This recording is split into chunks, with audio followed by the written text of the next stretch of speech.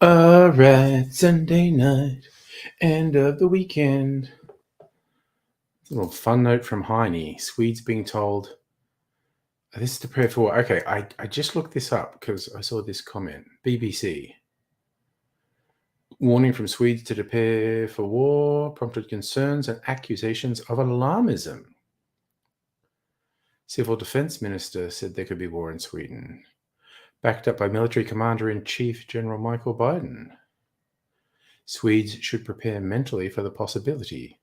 Opposition politicians have objected to the tone of the warnings.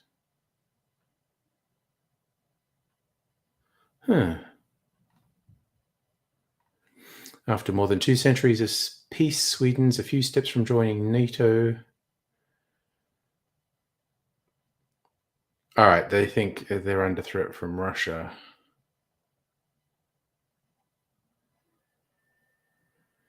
Russia does border with Finland. And that's just a little trip to Sweden. There you go. So anyway, while we wait for people to warm, I'm going to do the usual and make a cocktail. So, I suppose I could put chickens in charge while I do that. Oops. Would there be a panic if I only left 3 chickens in there? One of them fell out. Why did I say found out? Do this.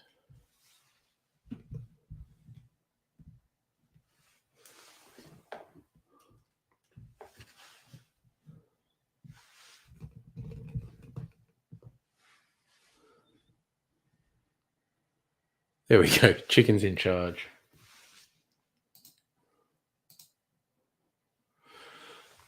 All right, I'm going to go and make the pastry.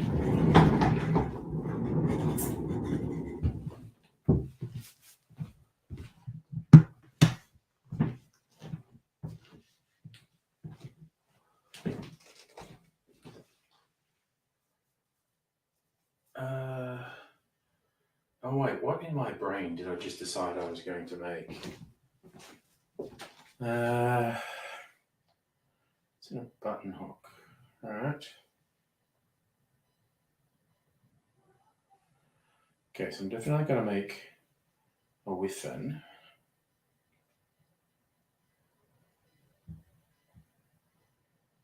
Pastry wall. Margarita, I suppose, is the other one. It's autumn wind. All right.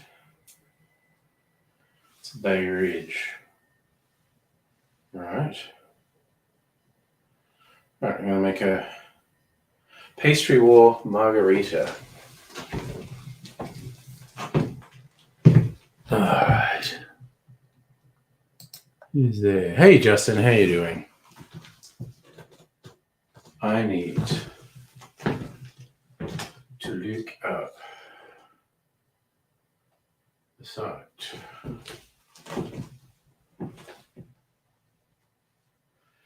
Inactive tabs. Differs. Go pastry war margarita.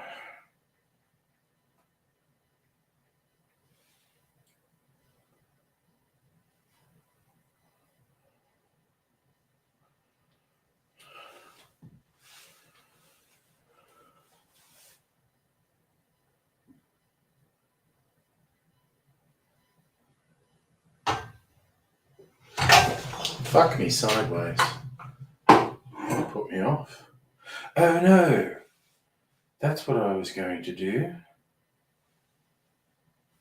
Wait. Hello.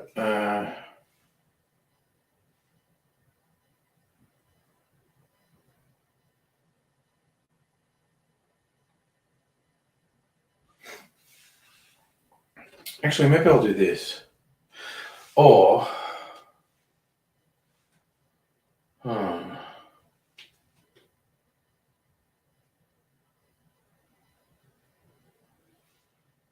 know what? I did get extra ice just to do this, so I'm going to do this. I'm going to do the opal ice that Dr. Jones told me about.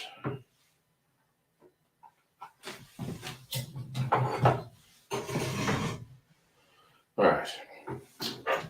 Got to get organized. Right, first, this comes over here. Do-do, do-do-do. Do-do-do, do-do-do-do-do. Oh, come on, goddammit, what's that? Oh, you're fucking kidding. What the fuck was that? Jesus. This night's not off to a good start. It was actually less dramatic than I thought it was, though. Oh, God damn it. Gotta get down on my knees, which I don't like doing. Because I'm old and my knees hurt. God damn.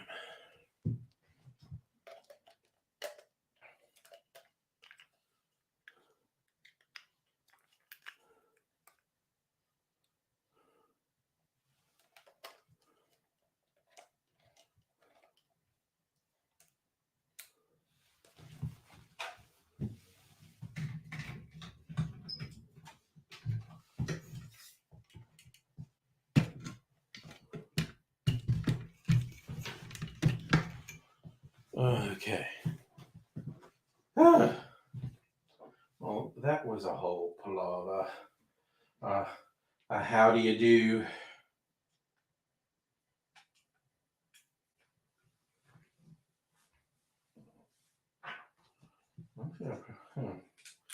Just realizing I probably don't need to use this clamp as a clamp. The base is heavy enough to. Okay, do that. You're good? Okay. So, foist. Easy going there. Get to this. Second, I'm going to put ice in this glass. Okay, this will actually.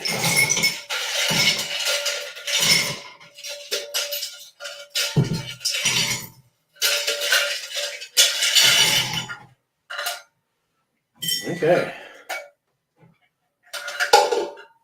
Alright, I got a whole thing happening now.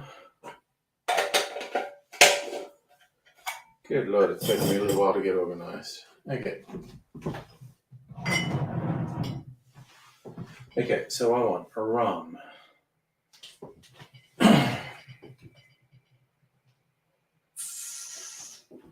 Which rum? This one.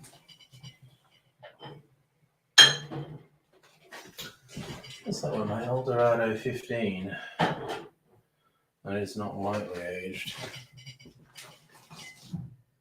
We'll go Diplomatico. Orange liqueur. Midori. Lemon juice. And blue curacao going into the mysterious cupboard of mystery. That ain't it. That's it. Like, where's the Midori? Come on, it's such an obvious bottle. How can it be hiding? There it is. Holy crap. Temporary blindness sometimes. Alright, closing. Mysterious cupboard of mystery.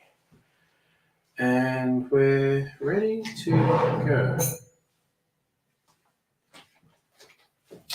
Okay, first we're going to make this sucker. Get this out of the way. How long have I been faffing around? Only 10 minutes. Okay, I thought I'd been faffing around longer than that. Hey, Luke and Ray's. Sex toy chickens threatening you again, Ray's? Okay, let's do that.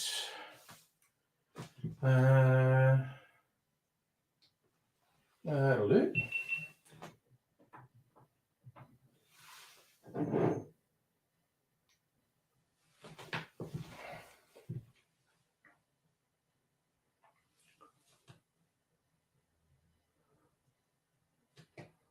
Okay. That's 3/4. Don't do 1.5, do 3/4. I always make that friggin' mistake.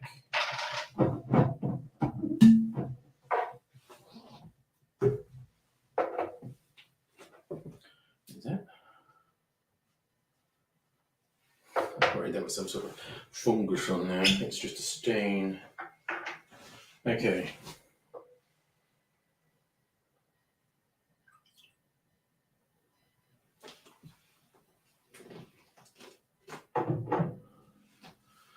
Okay. Oh god, I forgot I switched it on.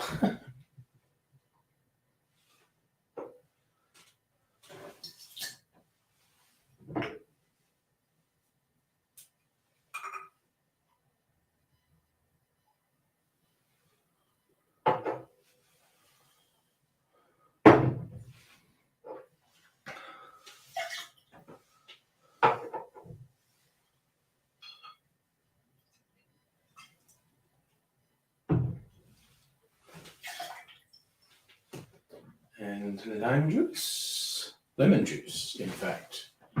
Okay.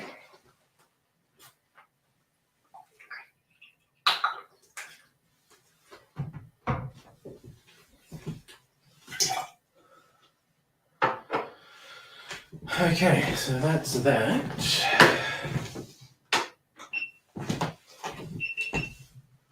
Actually, let's see if I can find a big lime wheel. You get a day off, fallen in love with your bed. Well, that's fair, considering how hard you've been working.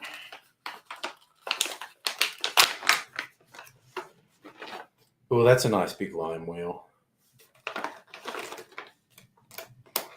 Man, that's a really strong lime aroma coming out of my bag of lime wheels. Who knew? Hey, Ebenezer Netanyahu. Hello.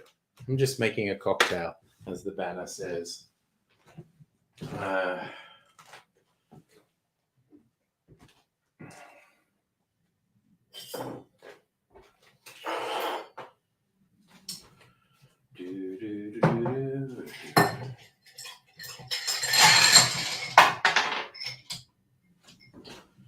Right, that's a lot of ice. As usual, I drop some on the floor, just waiting for me to slip on it later. A little comedic escapade. Alright. And we'll go off to the races.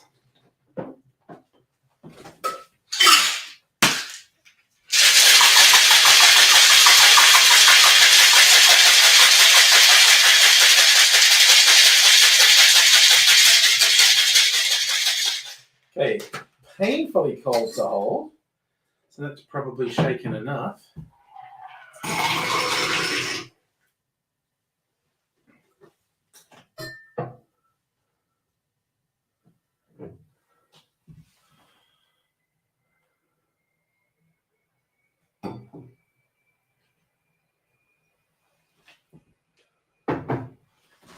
There. I think that looks pretty cool. Speaking of looking pretty cool, now I remember to take a photo for publicity purposes.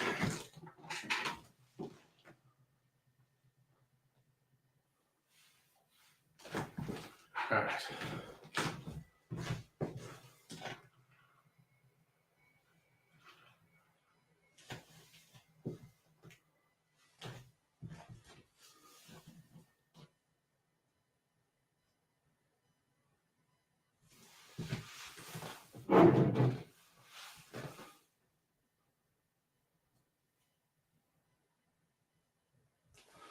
Okay. Now I do the talking bit.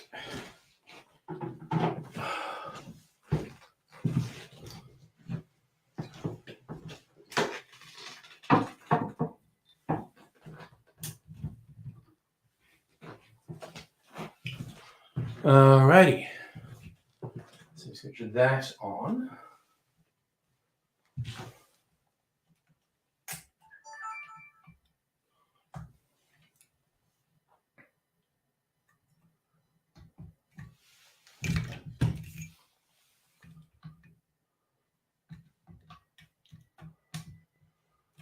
Okay, I feel like that's at a slightly funny angle.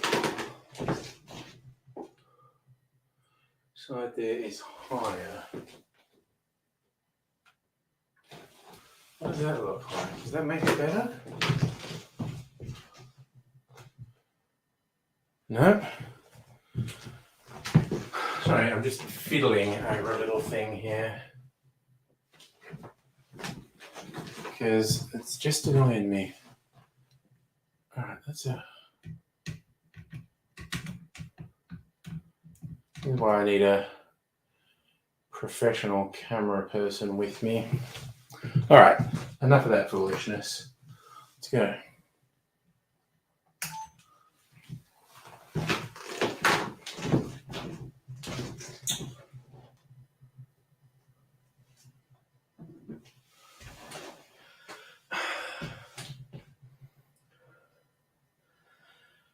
G'day cocktail lovers. This rather brightly coloured concoction is called an opal ice. Now, a little bit of fun fact about this channel and things I do.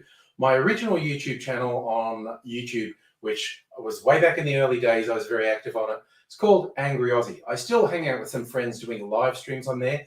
Most of the videos I make for this cocktail channel are actually recorded during that live stream.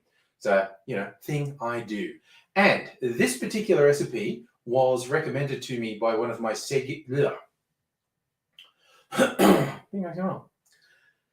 This particular recipe was recommended to me by one of my semi-regular viewers who goes by the name Dr. Jones. It's called an opal ice, and you might be able to guess the colors. It's like, there's obviously going to be some blue curacao in here, and there's also Midori. When he recommended that, I was going like, yeah, I don't get to use Midori often enough in drinks. It gets a bad rap. It's actually not a bad ingredient. I do need a straw for this, though. I'll just get myself a straw and give it a taste. Ooh, that's good. That's fruity. And it's rummy. It's a nice little tropical vibe going on here. Here's how we make it. In a shaker, start off with 3/4 ounce or 22.5 mils of light rum. Then we're doing 3/4 ounce, 22.5 mils of an orange liqueur. Then 3/4 ounce, 22.5 mils of Midori. And once more, 3/4 ounce or 22.5 mils, this time of lemon juice. We add ice to the shaker, shake that good and hard for 10 or 15 seconds to chill and dilute the drink. And then I'm just doing a dirty dump into my tiki goblet.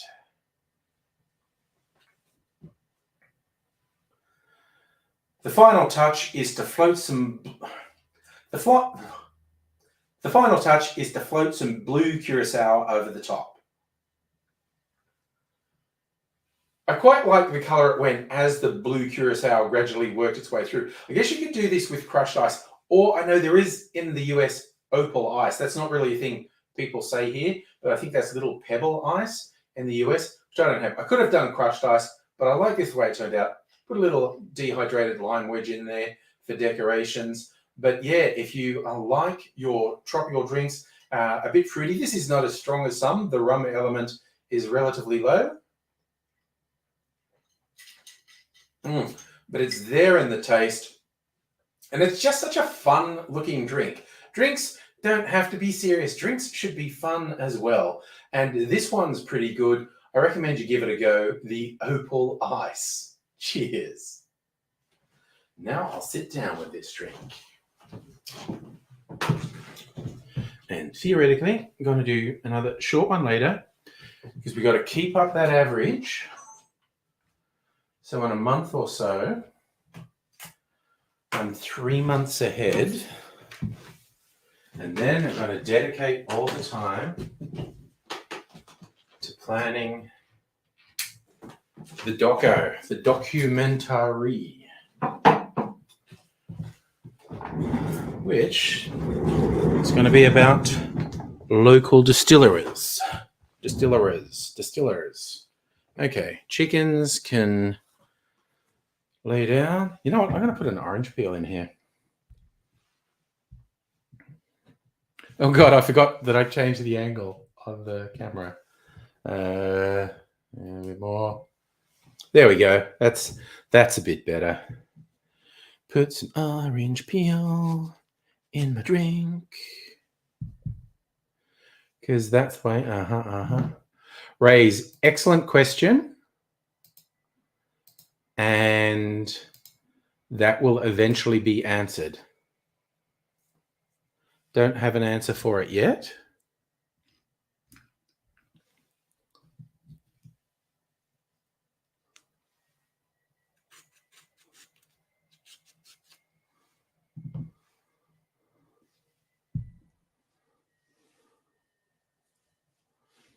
Making my drink really orangey now. I mean, possibly might even do both, as in make a feature-length documentary and potentially break it into parts for YouTube. Oh, I do watch some of the abroad in Japan videos. You're right. They make good videos. Yes. Yeah, no, abroad in Japan do. Is that something you're going to work on yourself? Because I think your trips to the States could give you good material for that.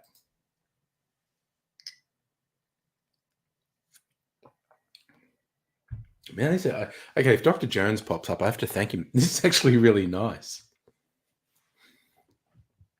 It's not super sugary. It's fruity and a little bit rummy. Nice. So you are getting it organized. That sounds excellent. And you're right. As a reference point, abroad in Japan, there are some good videos on that channel. You know what? I think I want to go the whole way and put my cherry in there too. But that requires I just have to duck out for a moment and get a skewer.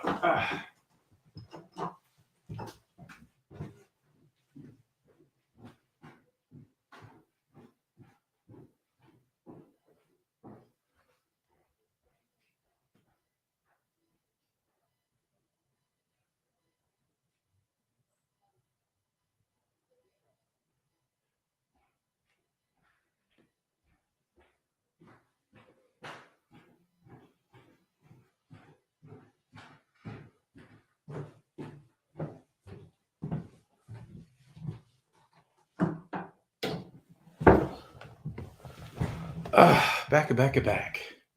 All right, dude. Okay, Rees, we've got to be each other's support team, I think, encouraging the other to work on these doco videos. Because it's a really good idea. And as you've been saying, who knew sunstroke could be so useful?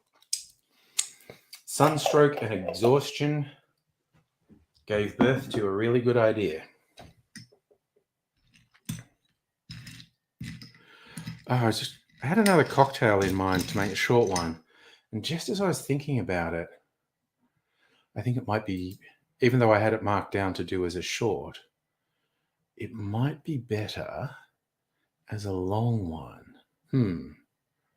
Okay, so opal ice goes over. Opal ice, which I had marked down to do as a short, I decided to do a bit longer. I might do the star. What's the star? Apple brandy, sweet vermouth. Yep. Ooh. Okay, I know exactly what syrup I'm going to use for that one too. Actually, I think that one's going to be really good. Okay, be hanging out. We'll see. All right. So yeah, we just got to keep G'ing each other up. You doing yours, me doing mine, because it's very easy to lose motivation, and that's not a failing in any sense. It just happens. You start an idea, but it can be difficult to maintain the motivation to keep going. So if you have some, I could look. Okay, someone who knew physics could explain that. It's the okay. So the cocktail pin is aluminium, and what's the right thing? It's got I forget it, but it's how you put imprints on ice because of the heat conductive tendencies of aluminium. Hey, Safa. Nice. Okay. Well, then you're just here to keep me going then. If you're an unstoppable force, you're just here to keep me going. Okay,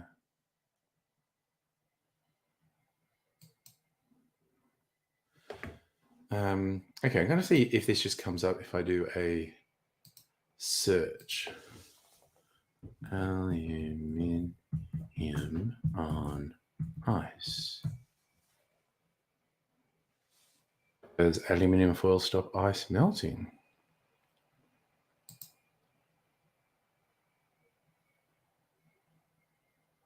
Okay, it's just that aluminium transfers heat very effectively, so it will melt onto ice really quickly. And it was also the aluminium touching the ice melted a groove into the ice, but it's still very cold in there.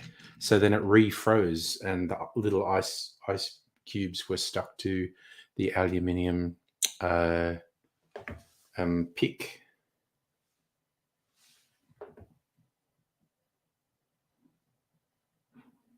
Little bit of science tonight. It was not warm in Melbourne today. Yeah, God, hopefully your summer heat wave fucking dies down a bit. In WA, you got it worse than anyone. No, I think cold was an exaggeration. It's cool. I never felt. I even had doors open, letting air come through the house. But it's supposed to warm up a bit during the week. Oh God, where's my freaking phone? Where's it? Don't want to leave it over there. Switched on with the battery draining. Okay, come on. Ooh, wait, what did I just do? Okay. Opal ice goes from to do to doing. What is bomb saying? Changing for the rest of the week. What do we got? 21. Suddenly 29 on Tuesday, 33 on Wednesday, 26 on Thursday, but it's going to start raining on Wednesday. Hot day on Wednesday. If it rains, that means it's going to be humid too.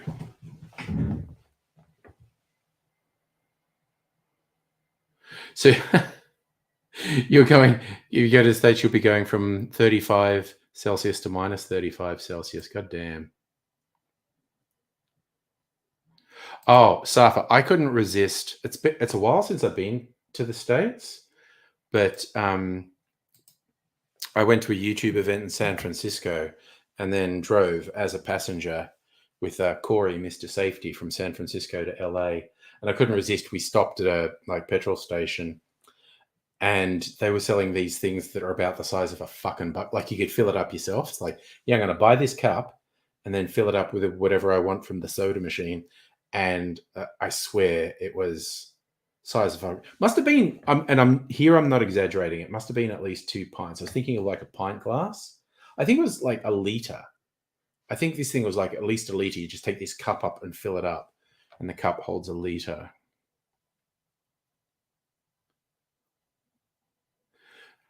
Justin, your brother's in the US. Oh, that's right. You were mentioning about teaching him how to travel on 2 passports.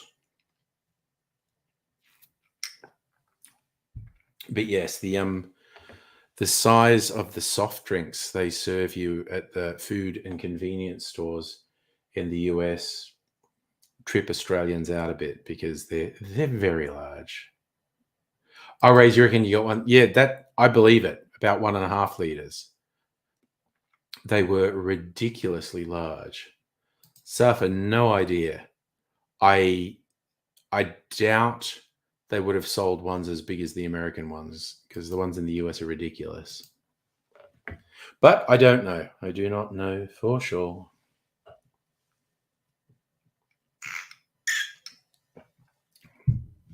Well, I'm quite enjoying this rummy, fruity drink. So I was going to do the star. That's right. I'm doing the star next. Good.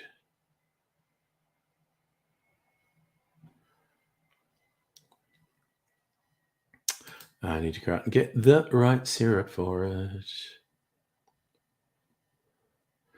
So I'm currently, we're on the quest for me to get 3 months ahead on my cocktail channel, so I can spend at least 2 months working purely on the doco. I'm currently 1 month ahead. We do this thing where I make 2 videos each live stream. In about a month, I'll be 3 months ahead. Oh yeah, but just generally, like the size of the servings you get everywhere in the US are friggin' ridiculous.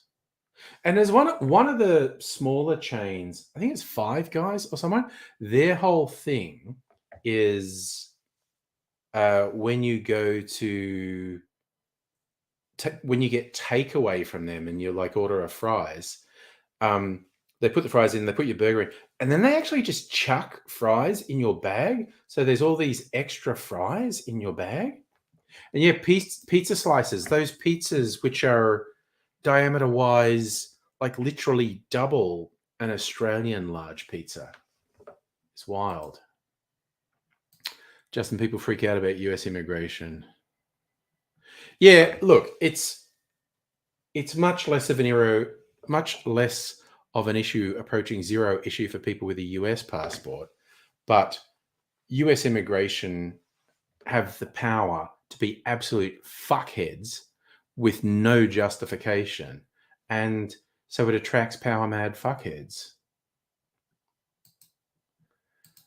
Oh, so for fun fact, you're in Belarus on Belarus Day. Day of the year nobody can buy alcohol. Wow. Green tape around the alcohol. That's pretty wild.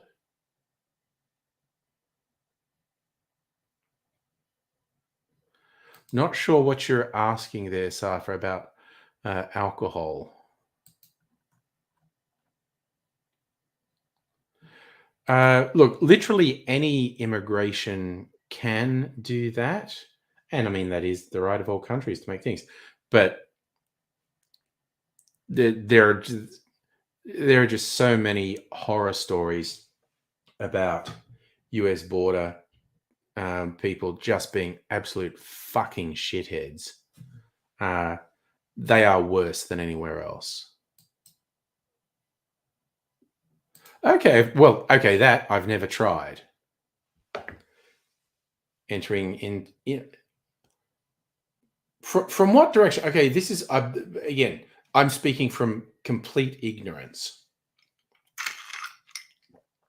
From what direction is it difficult to get into Mexico? 'Cause lots of people go there on holidays, and there's that, the border checkpoints with the US where people are just driving in, and I mean driving both ways.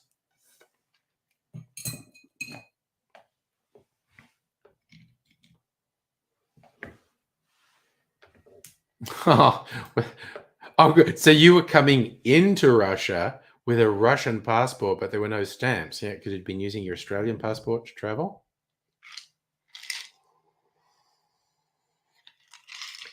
Oh, man, that's pretty yummy. Okay. Definitely got to give a hat tip to Dr. Jones when he comes in next. So you're saying entering into Mexico, they're rough. You can do it real detailed. Yeah, okay. See, again, I'm speaking from absolute ignorance. Okay, so Justin, from your experience was not even looking at your passport. Yeah, this is with Raise, I'm guessing it's context. I'm guessing it's where you're going in and how and why. Yeah, but again, me personally, no experience. Mind you, I would actually quite like to go to Mexico. Actually, me and my booze obsession, the Mexican agave spirits are the ones I know least about. But I know there's a lot of small distilleries, family distilleries, local distilleries with their own style. I would love to do tours of little distilleries and, talk to the makers and find out what their unique little thing was. So if you had to go through Moscow back to Melbourne, immigration woman was bitchy because you flew in from Borispol, which, again, that's either Russia or Ukraine, I'm guessing. Yeah, I mean, honestly, actually, and I will throw in working on customs and border control is probably one of the most difficult, stressful jobs in the world, because while I do think the job attracts assholes, not everyone doing it's going to be an asshole. And the people who aren't assholes are going to have a lot of pressure on them to avoid bad things and bad people. So, crappy. Oh, yeah, Bali begging people to come in. I mean, honestly, if you let the amount of drunken bogan Australians in that Bali does, anyone can get in there. Yeah, that's actually a pretty good summary of people working customs and border security. Very stressful job. Mism Creations, hey, how you doing? Good to see you. I'm going to cheers you with a big thing of ice because this is mainly just ice. A little bit of drink left in it, I think.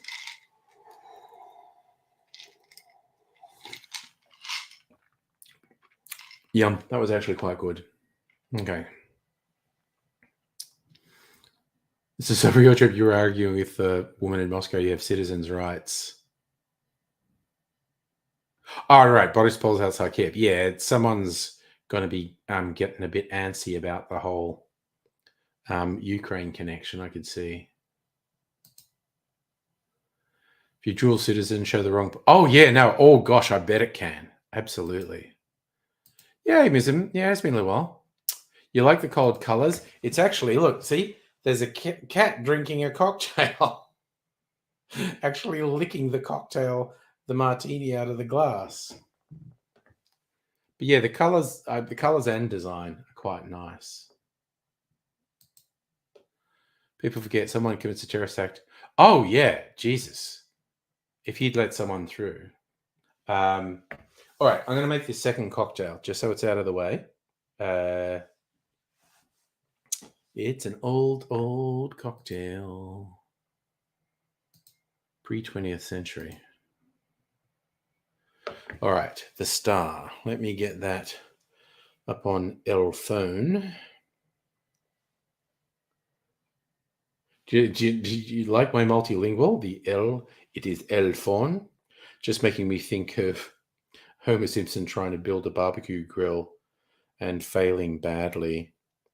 And he spilt stuff on the English language instructions. He's sort of giving himself a running commentary. Must use French instructions. Le grill? What the hell is le grill? I'm very easily amused and, like far too many Australians, obsessed with Simpsons references.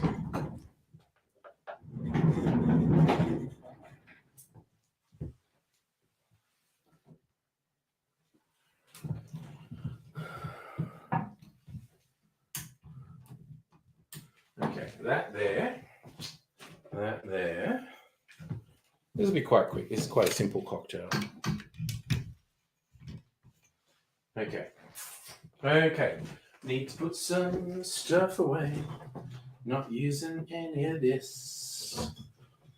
And I don't know why I'm singing that. No. Sometimes that's just how it be. People say that's not how it be, but it do. I've got like 2 gaps in the rum shelf now. Now I clearly need to buy some rums. Yeah. Putting these back in here. Okay, that goes there.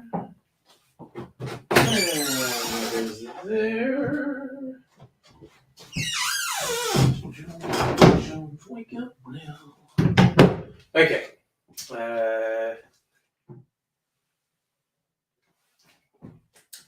This is going to go like that. And we'll get our little GoPro out. That's going to go here.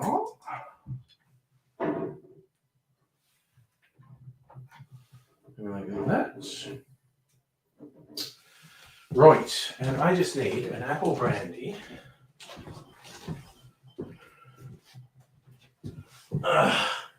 This one? No, that is brandy. That's great brandy. How much of this one is it? Not that much. But you know what? I should just use it. Apple brandy. Sweet. Now I said I had to get a particular syrup. And I'm going to.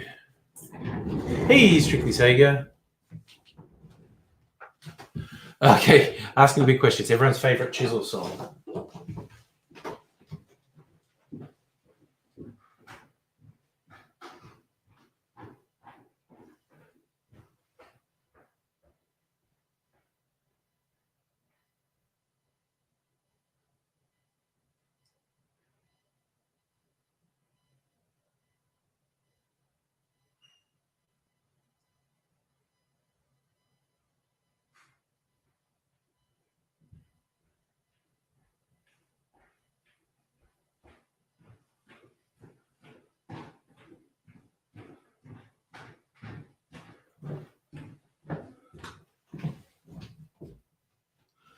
All right. I'm back. Quickly. Oof. That's a bit awkward. Make this. Okay, let's get all of this. This one and this one, got it all ready. This is, no, I can't use that. Actually, I'm going to use that. What the fuck? Okay. All right.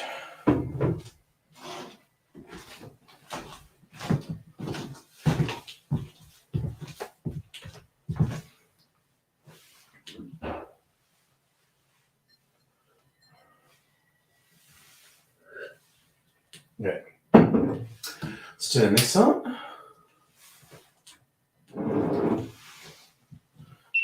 How are we sitting? Is that all lined up?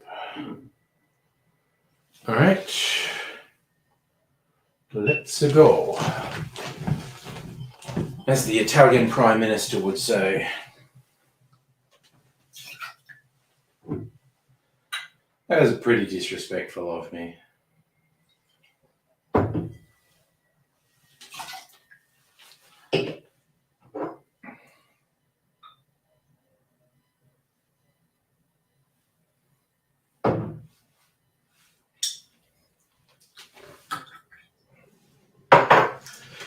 I think it's Peychaud's bitters, isn't it? 3 dashes of Peychaud's bitters. It's going to be a very red drink. Actually, 3 dashes of Peychaud's is going to make a very interesting tasting drink. Okay.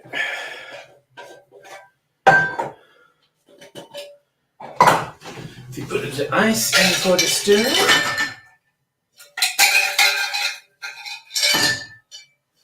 Oh, one more bit. There we go. Just enough ice. I think I'll put this in again, Nora, because that's such a nice glass. Okay.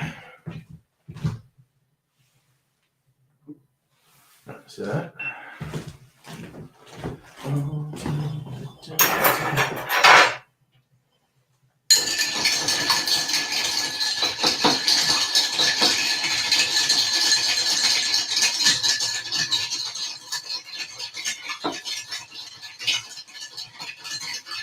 It's counting up to like 20.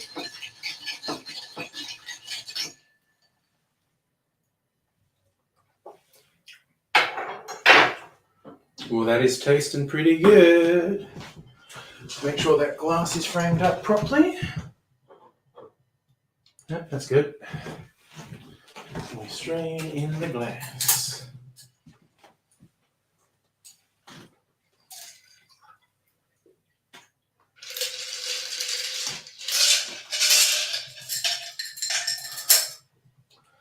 Okay, we got it out. Got to take a publicity photo for it. We'll turn this off.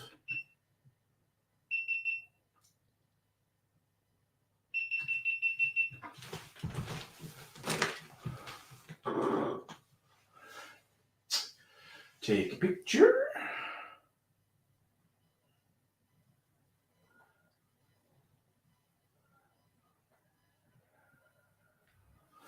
All right.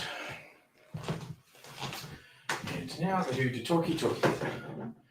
Because this is a short video, that won't take long. Alright, what are we doing? Doing this and this.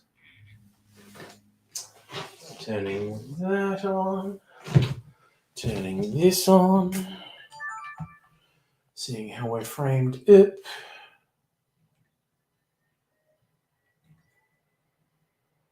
That looks about right.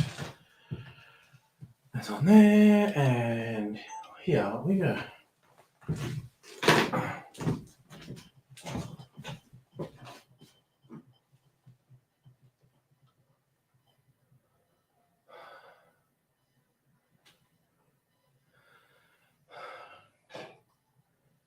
G'day cocktail lovers. This is a pre-20th century recipe called Brain Stop Working. The star, Jesus. G'day cocktail lovers. This is a pre-20th century recipe called the Star. This is essentially an apple brandy based, oh Christ.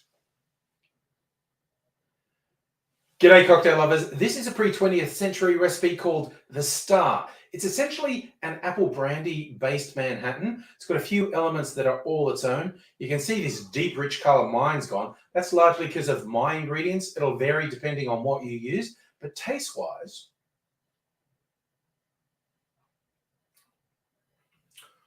oh, that is really nice. This is much lighter than your average Manhattan. Worth giving a go. We make it like this.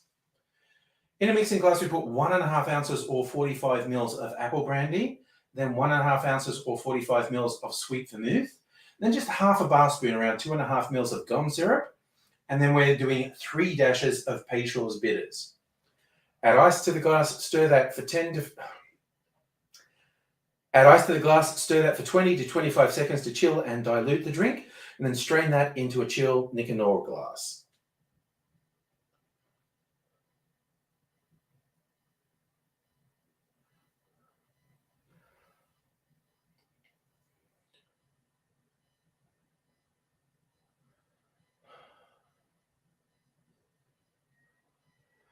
If I had to summarize, this is like a Manhattan, but lighter. It's really worth trying. Even though it's like 150 years old, it's a great recipe. Give it a go. The Star.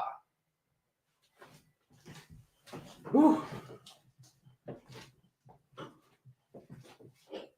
By the way, if anyone who doesn't know why I'm dissing a 150-year-old recipe, a lot of old recipes suck.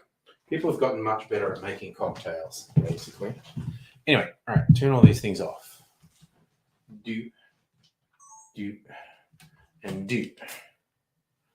All right, so that's it for the cocktail video making for the night. But did the 2 videos. So keeping up the regimen, it allows me to get ahead enough to have lots of free time to work on a doco in a month or so. All right. Hey, Nog, how's it going?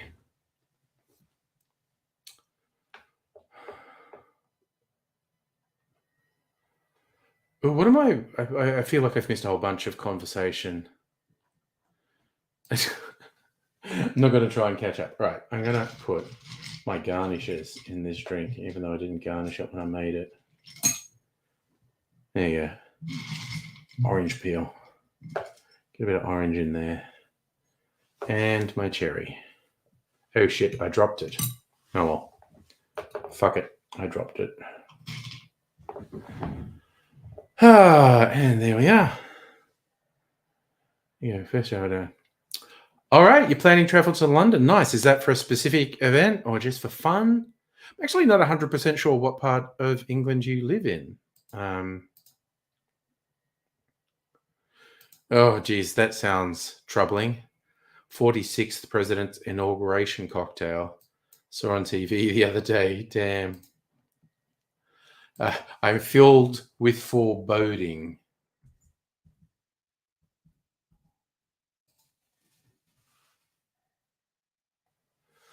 Right. So I'm forgetting the numbers. Biden's 46. Okay.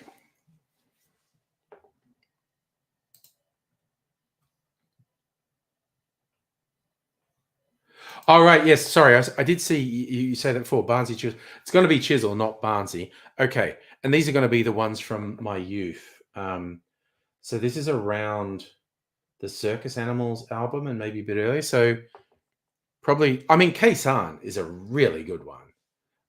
Choir Girl. And so a really rollicking Barnsley one. You Got Nothing I Want. Always like that. There's one, an Ian Moss one, Saturday Night. I always liked that.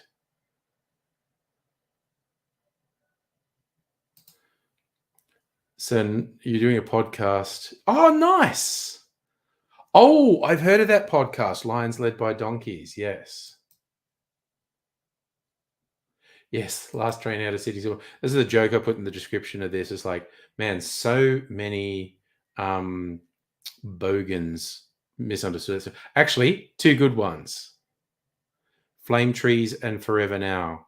Both really good songs too. Chisel had a bunch of good songs. So just the only country you can travel visa-free on your US passport that you can't enter on an Australian passport is Mongolia. There you go. What's that stuff? Is that driving to get to Melbourne for you?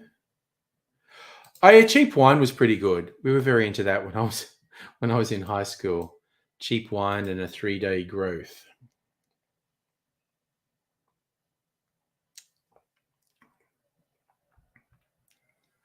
That's actually really good. Yum. That's an 8 out of 10. I like that. Actually, I think they were both 8 out of 10s in their own way tonight. Extremely different drinks, but I very much enjoyed both of them. I'm trying to think.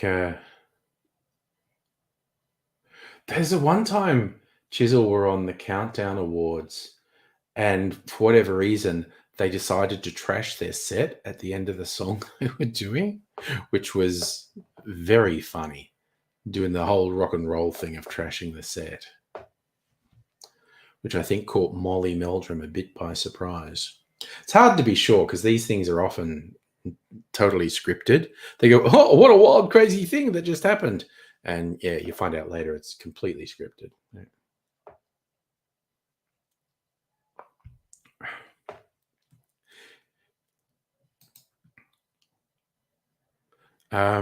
Passport. Your parents registered as American. We lived overseas, so it's passport use. Fair enough.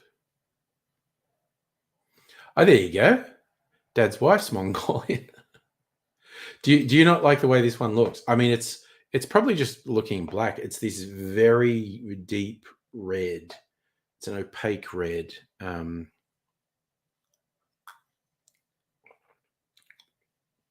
It is actually quite good. Not absolutely setting the world on fire. That would be a 9 out of 10. Like Mrs. Angry and I went out last night to a place called Copycat, and they changed their menu, both their food and drink menu. There were 2 new cocktails on the menu, and we tried them both, and both like 9 out of 10. One was a sour, and one was an old fashioned variation. In fact, I want to do. Oh God, I have to make a freaking note. Jaffa Old Fashioned. I have to create my own Jaffa Old Fashioned.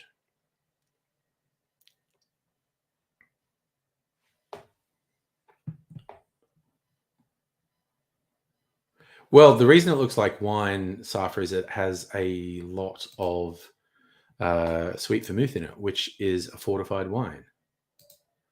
So you can say a famous one, KLF broke up, performed British music. Oh yes, they had. Oh God, they pissed people off when they did that. It's on YouTube.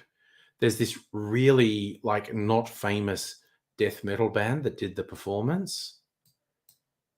The KLF were really, God, read up on them. They were from this sort of fringe political ideology, political social ideology called Discordians, where everything is chaos. Was kind of related to AIDS's chaos magic thing, but a bit more frivolous than the stuff he was into.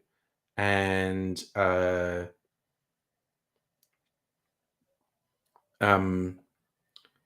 yeah, but they did a thing like they set £1 million on fire once because they just kept making money. They just kept having hit after hit they were producing, and they had a very uncomfortable relationship with money. So they literally lit £1 million on fire, which upset a lot of people.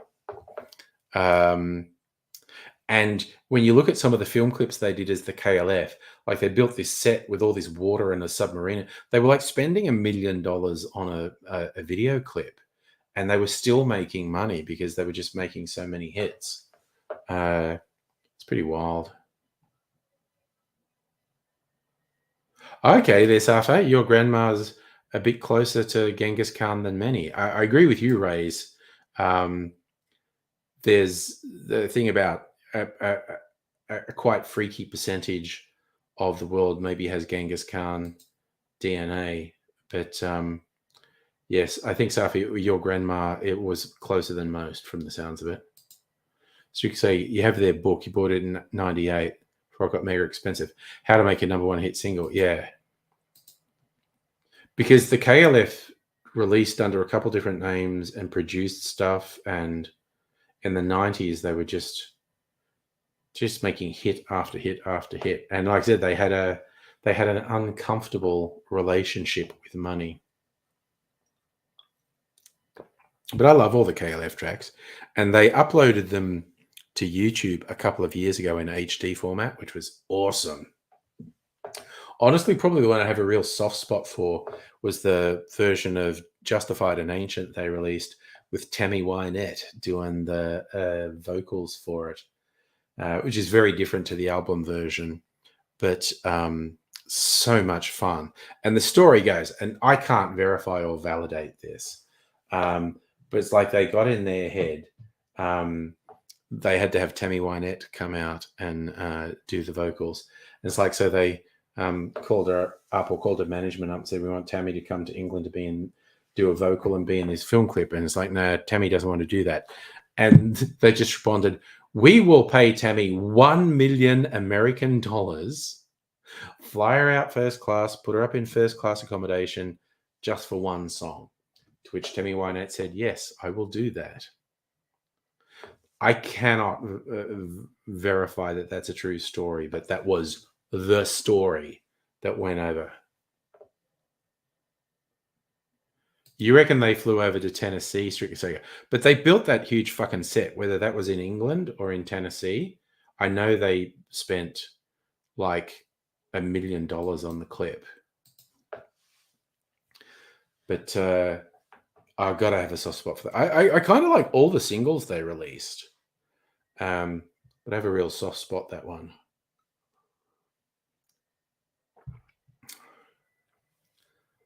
What's the line she sings? They called me up on the telephone and said, Tammy, stand by the jams.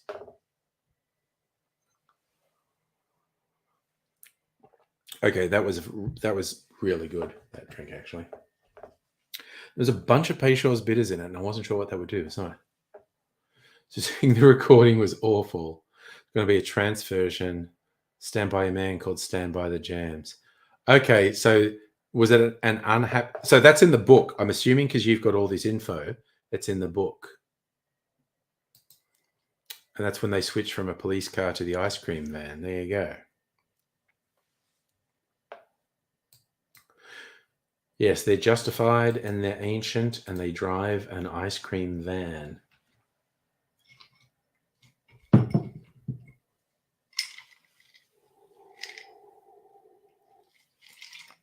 Oh, goodness gracious me. Huh. It's this time, 9 o'clock. Okay. This is when I go like, do I want to have another drink while I'm doing it? Because maybe, maybe not, you know.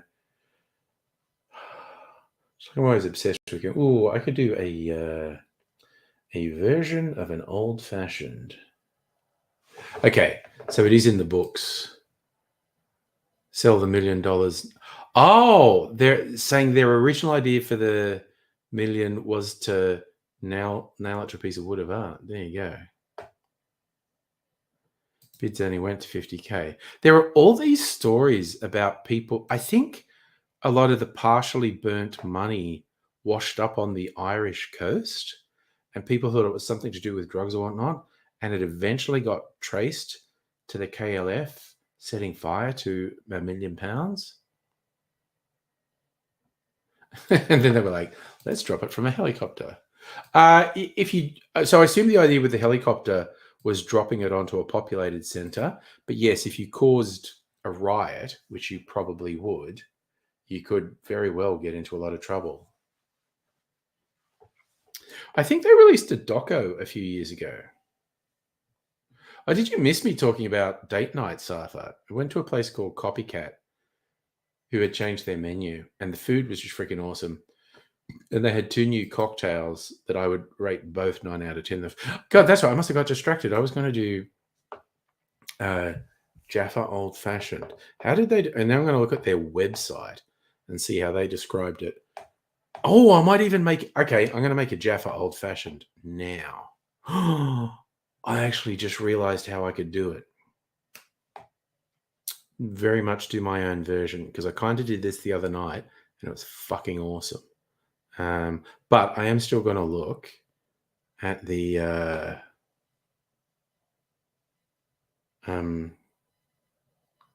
what got recalled? I always want to know this. Severe or fatal injuries. Novelty vodka product. Grey Goose 1 litre Night Vision Northern Lights edition. Sold at the end of last year. A novelty light that illuminates. I saw this, I think. Novelty light illuminates the bottle. Lights powered by a button battery. It's not been adequate. Oh, okay. Duh. It's got a button battery. I thought it was going to be something like the booze will kill you.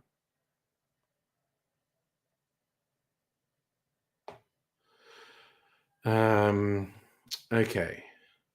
I was going to look up Copycat Elstonwick menu.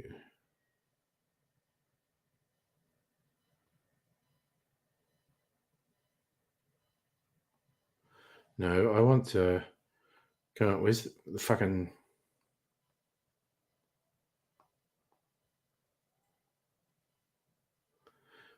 Come on, what are we doing, Copycat? Drinks menu.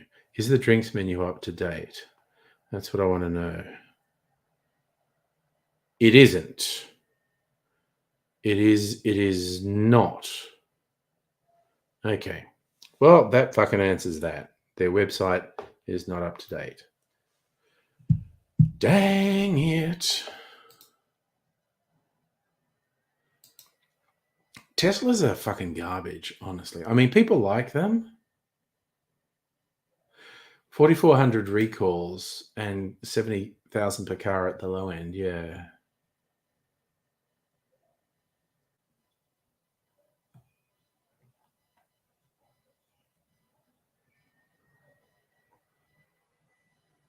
All right. So the story with $1 million, they went to a little shack in Ireland and dumped $1 million into the fireplace. Oh, and they don't like the video. Okay, I haven't seen it. I'm going to very quickly make what I'm going to call a Jaffa old fashioned. Food did we order? Well, question. So they had a lot of stuff on the starters that we could have shared. They had this thing as fried bread, which was fucking awesome. And then there was this fish dish, which Mrs. Angry got, but I had a taste of, and that was good. And then this grilled cheese thing, which was also awesome. Means Mrs. Angry had fish, which she thought was okay, but not fantastic. Like good, but not fantastic. She wouldn't get it again. I got their burger, which was new on their menu. So good. Like instead of being, some places try to do really big burgers. This was not inconsequential in size, but it wasn't huge. It was just really good. Was it packed? They were doing well. One of the reasons we went there is they have outside dining, and it was a warm evening. And also with the COVID wave at the moment, being outside, you're less likely to get it because of, air circulating. There is, in regards to Teslas, there are some very good elements, but I'd tie the things I don't like to Musk, like basically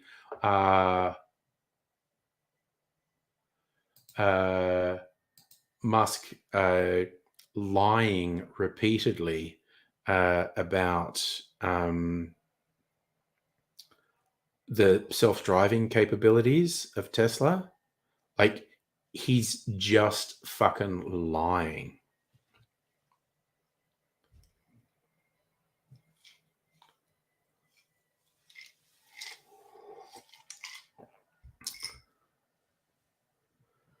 I mean, probably my direct team, no one's told me they had COVID recently. I'm the most recent COVID case in my team that I know of. But across the board, I think like people on the floor that I work on when I'm in the office, there's bound to be people with COVID because I fucking got it. I mean, Novak Djokovic, you look at him at the tennis, he's almost definitely got COVID or something else that's reasonably severe. All right, I'm going to go and make a Jaffa Old Fashioned. I'm trying to think what ice I will use. Will I use this ice? No, I think as much as I don't really like Old Fashions with small ice, I've got this whole thing of small ice.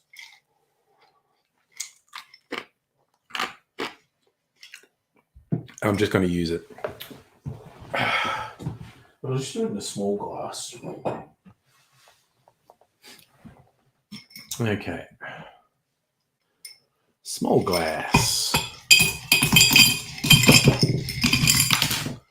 That's probably enough.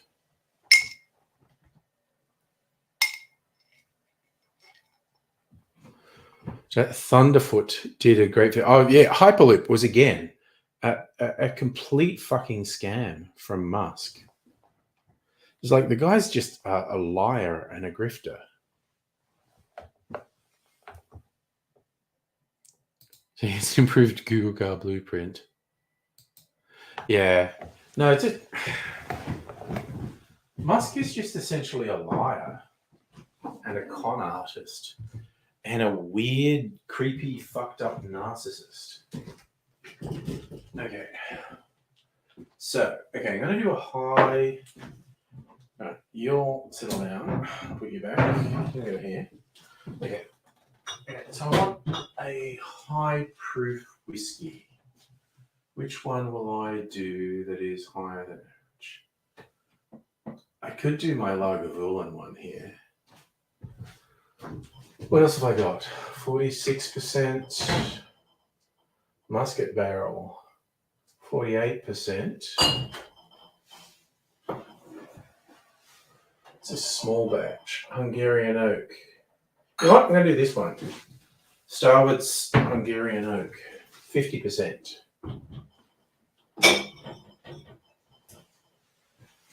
And I'm going to get from here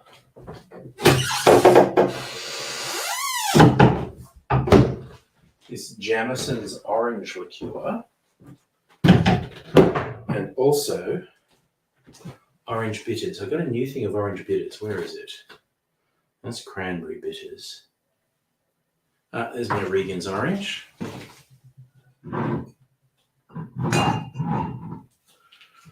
I gotta crack the seal on this.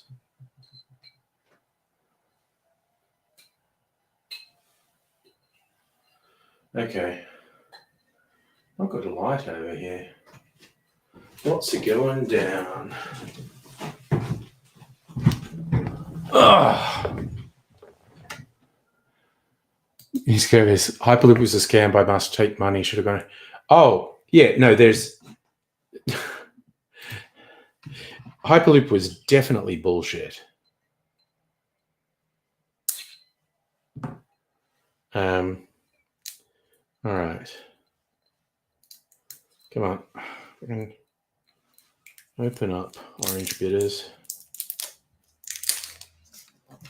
There we go. Regan's orange bitters.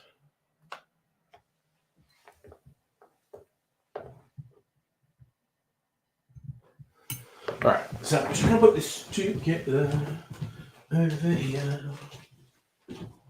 Okay. Oops, put that on there too.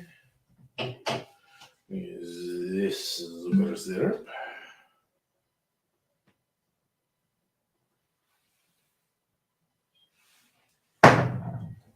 Right.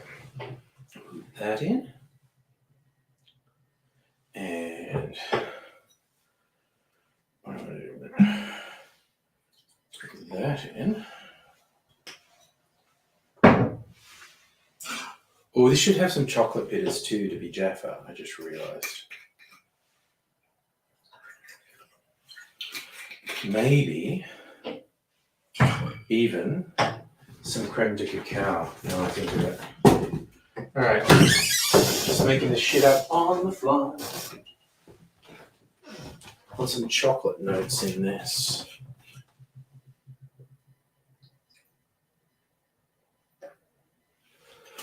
Alright. Oh, this really is a bastard child at this point. Where's my chocolate bitters? I had it just the other day. Alright. 2 dashes of chocolate bitters.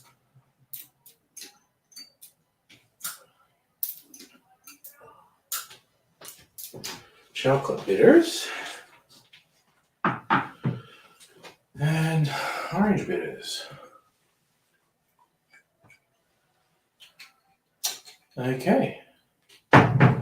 That's that little concoction, which I will now sit down with. Ugh. Hoity, hoity, hoy.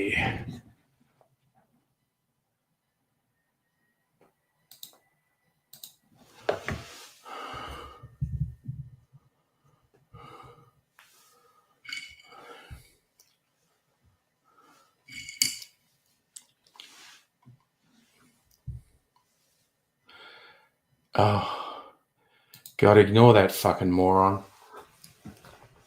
It's that weird dude who has a sexual obsession with me. And he's either talking about the one where I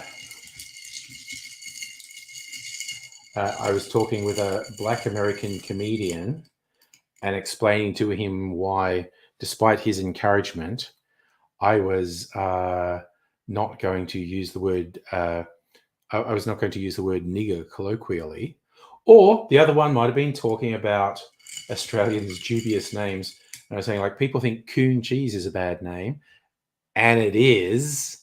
But there was a football stadium in Queensland that these people didn't seem to understand why people thought they should change it. It was called the Nigger Brown Football Stadium.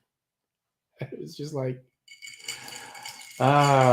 you wonder why these people say these things about you.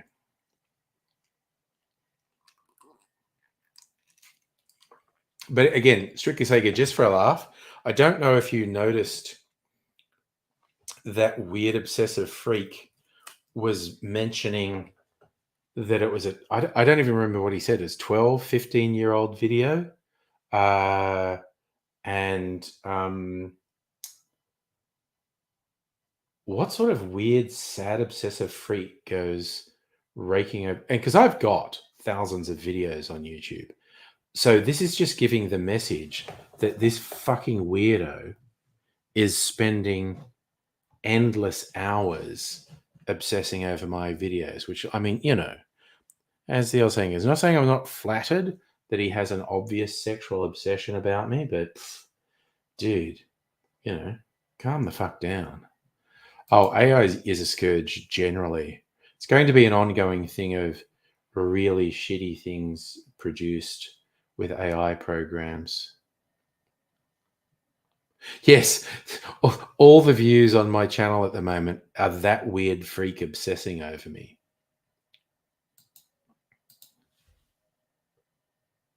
Hell yes, Margaret Court Arena should be renamed. Anytime anyone defends it, it's like, oh, Margaret Court did great things. You shouldn't be trying to be revisionist.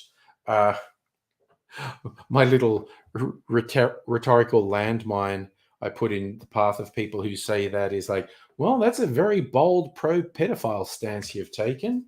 I'm not sure how that'll work for you. And they go, oh no, Bob Margaret, of course not a pedophile. No, you just said you shouldn't rename something after someone, regardless of what horrible thing they've said. So if I take what you're saying there, if Margaret Court became an active proponent of pedophilia, you wouldn't want it renamed. Oh, it's not the same thing. No, it is the same thing. But what we've established, you think someone who was actively promoting pedophiles shouldn't be revered. So there is a limit. There are some things where you think the people shouldn't be honored. There are things you have a problem with. Homophobia is just not one of them. So you're an active supporter of homophobia.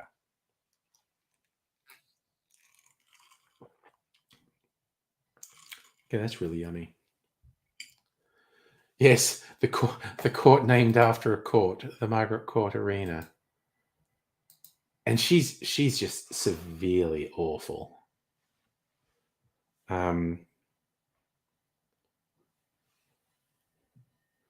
Actually, what a great name. Oh, God, Musical Aviator. You should be in marketing. The Stadium Court Arena Venue Center. I genuinely love that as a name.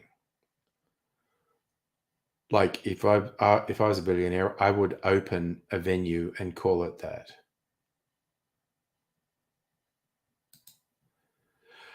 I get what you're saying, Justin. I'm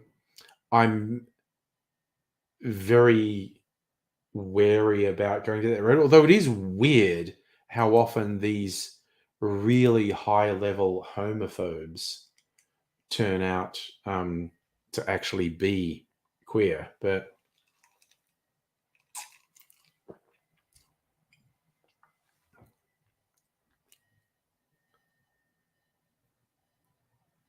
well, yeah, I mean, you could be racist or homophobic and shut the fuck up. But again, Margaret Court has a public profile and she uses it to preach and advance hate and bigotry. So it's like, no, as soon as you use your public profile, or actually, even if you're just a private citizen, but who's aggressively out there being bigoted, like, fuck you. Yeah, are you watching the tennis, Safa? There was like the last Australian left in the Australian Open was playing tonight against a Russian.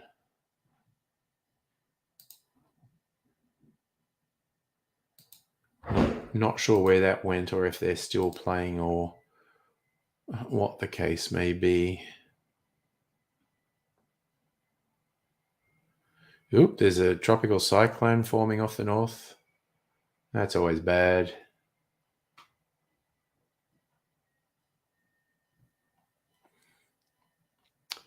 Oh, wait, sorry, I love this headline. Cause of Trump's... There were photos of Trump with red spots on his hand, which had people saying he had syphilis.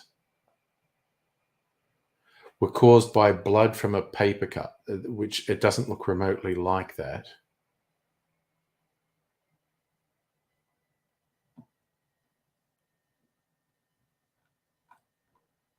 And yes, there were other photos taken later in the day where there were no red marks on his hand. So it probably just was some staining on it. It was hilarious how long Trump has syphilis was trending on Twitter, though. That was pretty funny.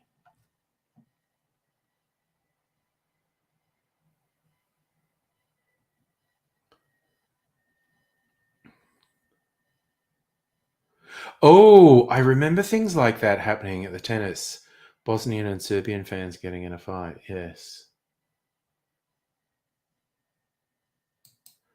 Ooh, that's tough. People don't change, they die.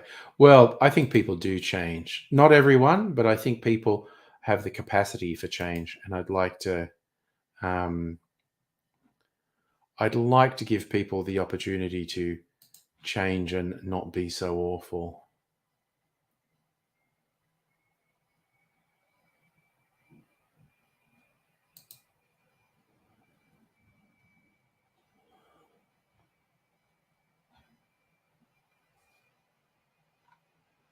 So what's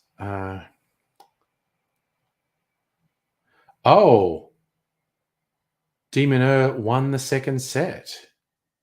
They're one set all. Okay.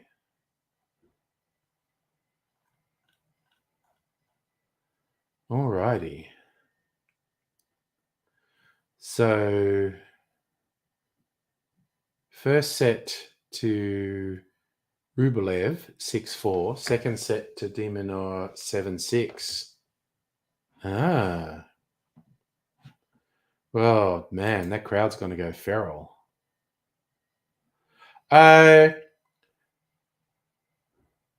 yeah, you get that whole nature versus nurture thing. I think it's what you experience makes what you are. But it's also because getting better experiences make people who at one point in their life are bigoted be less bigoted. Putting my hand up here, growing up in Dubbo, I was a gross little racist, homophobic jerk. And I hope I'm a bit better now. Alfred Deakin was a racist. What sort of a racist was he? You got to go like, what was he like compared to everyone else? Margaret Court is now, and she's a horrible bigot. Oh, I have seen, I don't know all the details about the British Post Office debacle. I just know it's blowing up in the Tories' faces at the moment. I don't really know the details.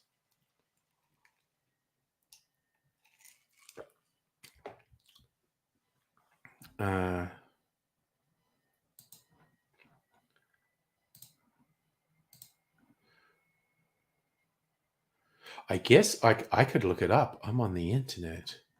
What do I find in news if I go British Post Office scandal auto completed? What's the BBC saying? Oldest victim of the post office scandal said she's disgusted with delays to compensation. She's 91. Chancellor Jeremy Hunt told the BBC the government will find the money for 4 sub-postmasters who are yet to receive compensation. And no waiting for people like Mrs. Brown.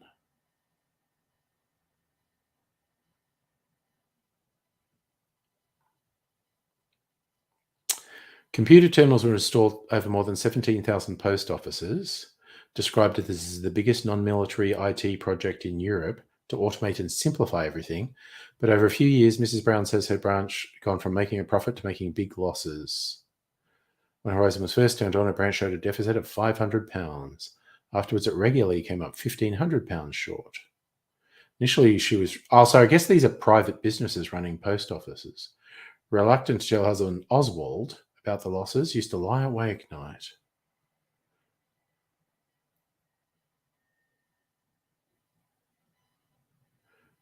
She was forced out of her business by a post office manager. After all the investments they'd made, she said, left like a kick in the teeth. And he's died, and she thinks the stress of it contributed to it.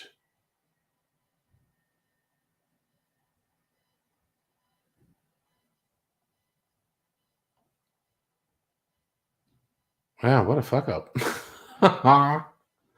God damn.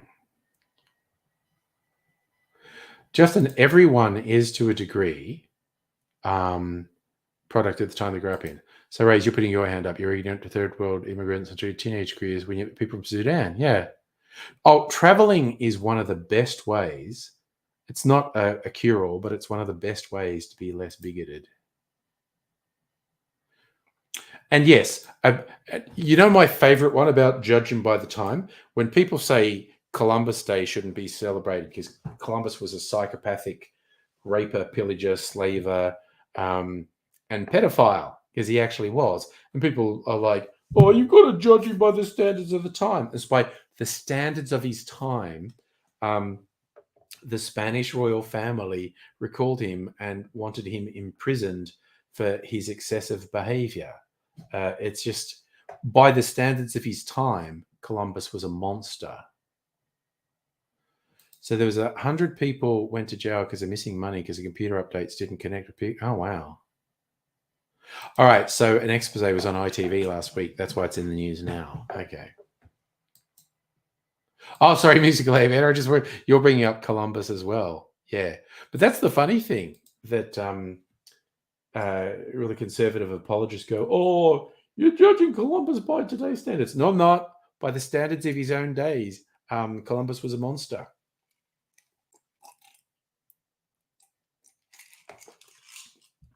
Kidnapping, enslaving, and raping children was the thing he and his crew did. And it wasn't his crew independent of him. He was part of the whole thing. So, yes, Columbus, awful person.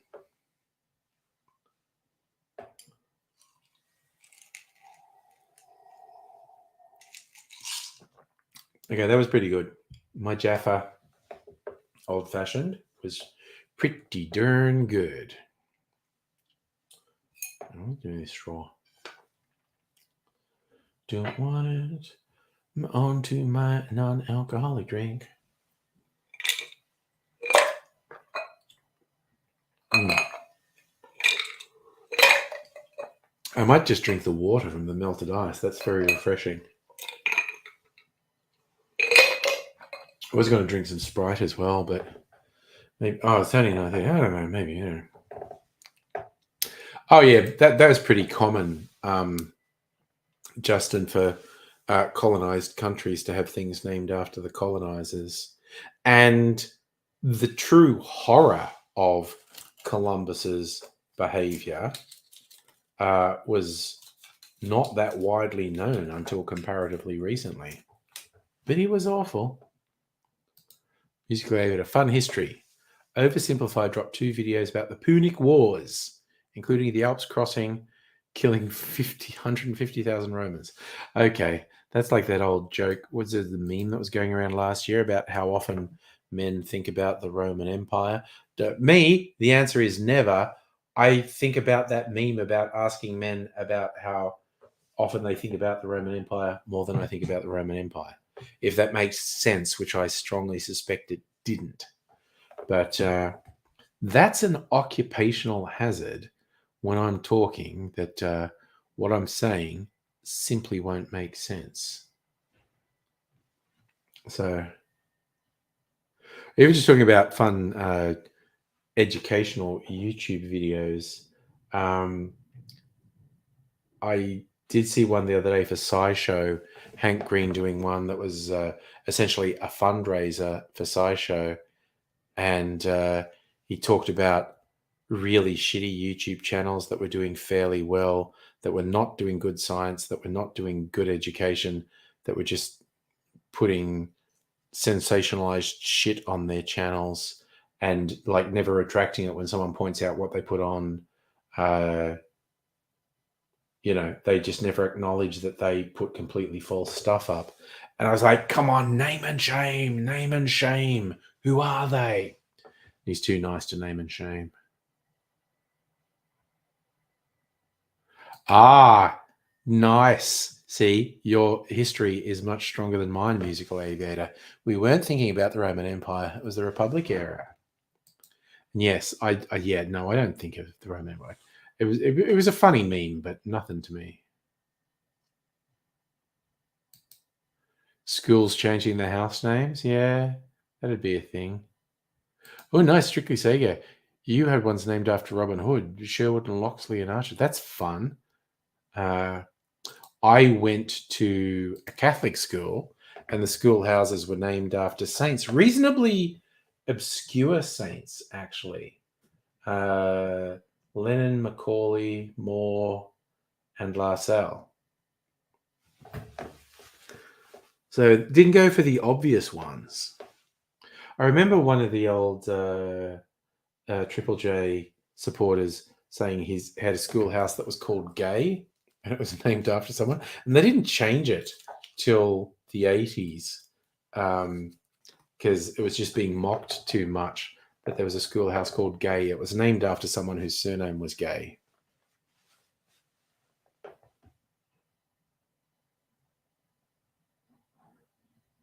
Raise St. Joseph as your family patron saint. Nice. Okay, that's an interesting one, though. Your school had sports groups named after antelopes. Getting creative. Primary school had house names after the NASA space program. Wow. Okay.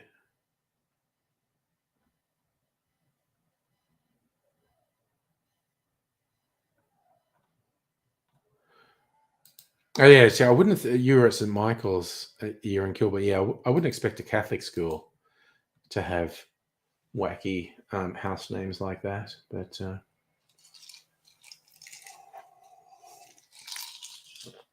the fun. Okay, here's the funny thing. Back in my day, the Catholic school only went up to year 10, so I did year 11 and 12 at a state school. I could not tell you what the school houses at that state school were. No idea. Because when you're in year 11 and 12, you didn't have to do sport. And so I didn't. And so I had no fucking idea what the school houses are. Oh, yeah. It was the school houses. Well, we had athletics day and the swimming carnival. So athletics day in winter and swimming carnival in summer.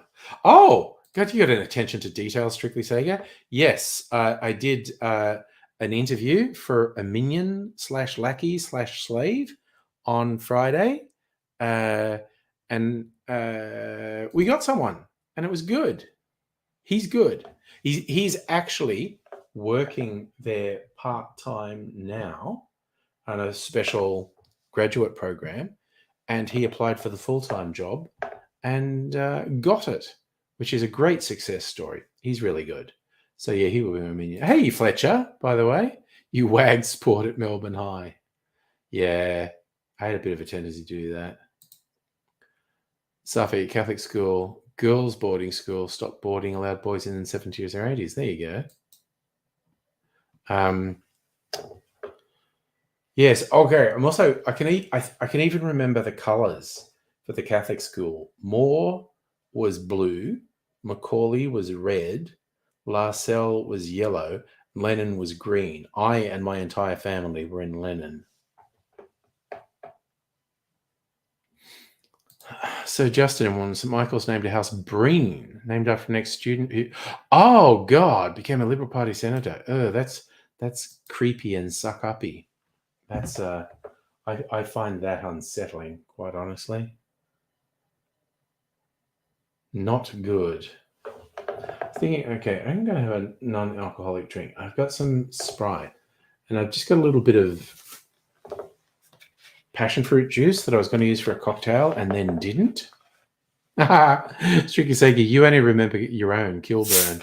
Now, mine were Lascelles, which is named after St. John Baptist de La Salle, and there's the de La Salle Order of Christian Brothers.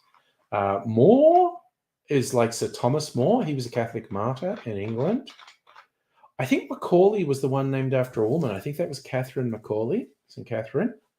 And Lennon, I don't actually, is spelt like John Lennon. And I'm not sure who that was named after. But even as I said that, I'm going, you know what? We're on the internet. See, I'll put Lennon Catholic Saint and see what comes up.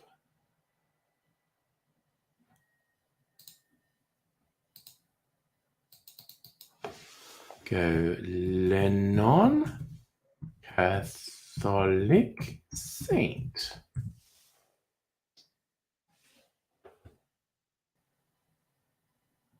Oh, that's in news. I shouldn't have searched in news. And I spelt it wrong.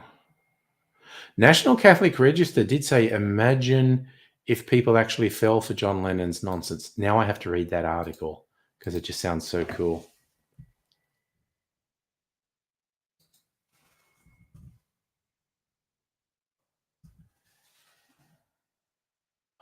St. Catherine Joan Lennon. Religious views of the Beatles.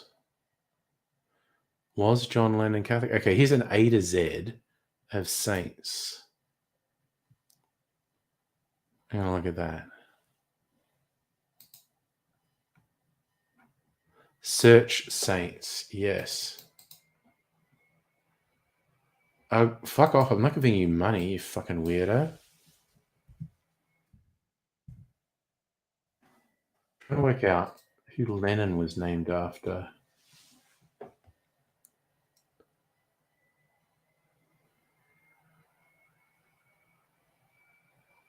Okay. That's weird. Okay, sorry, just randomly, I stumbled on one called Saint Sabas, the Goth, and I'm just imagining a saint who went to like Sisters of Mercy concerts because he was confused.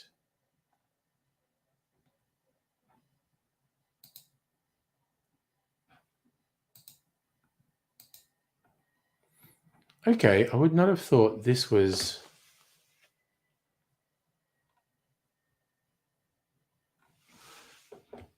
all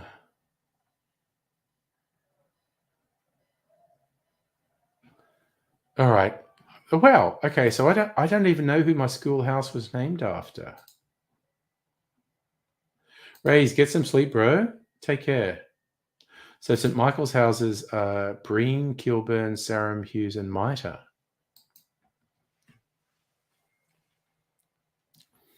All right, but I need to look at this article, this Catholic article ragging on John Lennon.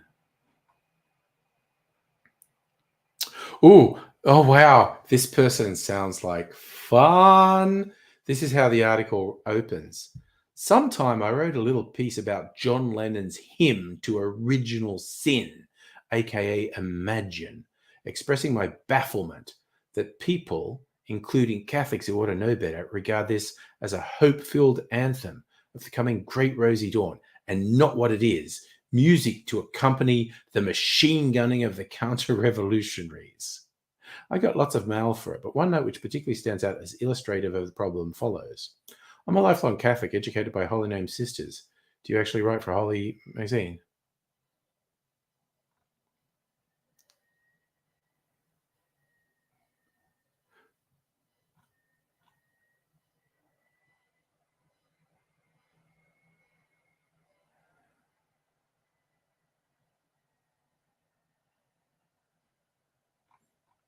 Okay, sorry, I don't even want to read it, but it's just kind of funny that this conservative Catholic has got the shit so much at John Lennon.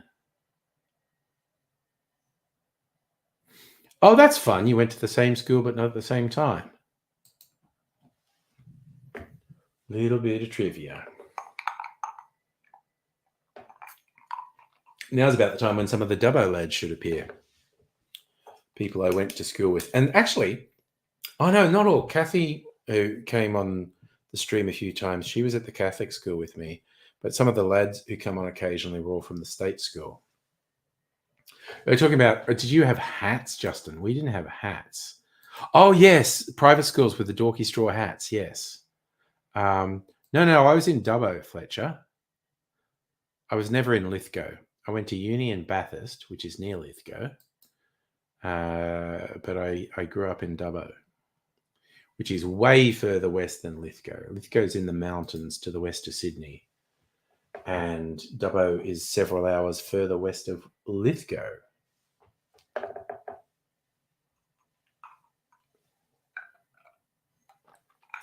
Okay, this is quite yummy. Sprite and passion fruit juice. Yum. So funny. I had all these frozen passion fruit cubes, and I thought I want to use some for cocktails, and I thought it out, and then I got distracted and never used it. So I thought I should just drink it. I'll put it in my Sprite. You hated that. The worst I had, because we had ties. All schools have ties. Most state schools don't make people wear them. A lot of private schools do.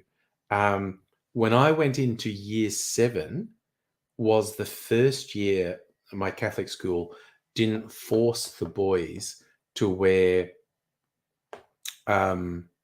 ties all through summer. Can you imagine wearing like a top button buttoned up and with a tie? Dubbo, most of the summer's over 30 and it would regularly hit 40.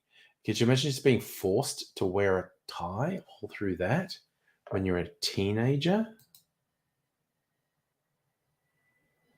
Oh, God, I didn't know any of the private schools rejected students with disabilities. That's fucked up. So Musical Ava, 1990s Christian private school, optional hats, baseball cap thing. Nice. White straw hat with a ruby. Yeah, I've seen a few of the private school kids with the straw hats. It's a very English thing. Had to wear a hat to lunch, but you could pick which style. There you go. And so for your private school, made you wear ties from year 9. We had to wear ties in winter in Dubbo. That was compulsory at the Catholic school. But they only dropped the compulsory aspect from summer the year I went into year 7. And I mean, that's just fucking brutal. Most of the summer being 30 to 40 Celsius and being forced to be top button done up and wearing a tie. It's just fucked up. You reckon the hat was worse? See, I never had to wear a hat. Oh, you had to tip them to drivers when you crossed the road. That's so fun. That's very weird. I mean, Safa, honestly, pretty much. Dubbo's kind of the middle of nowhere. But you keep going west of Dubbo, and there's so much nowhere. It's completely fucking desolate. You go west of Dubbo. Oh, yeah, you had a temperature thing. Ties till 35 Celsius. Dang. Oh, God. I feel like we're swapping teacher stories. Okay. I can't help it, Safa. I'm going to take the piss a little bit. You're asking, does Dubbo have dessert? Yes, you can get desserts in Dubbo. Ice cream's popular. You're asking, does Dubbo have desert? No, but you do not have to go far west of Dubbo till you are basically hitting the Western Desert.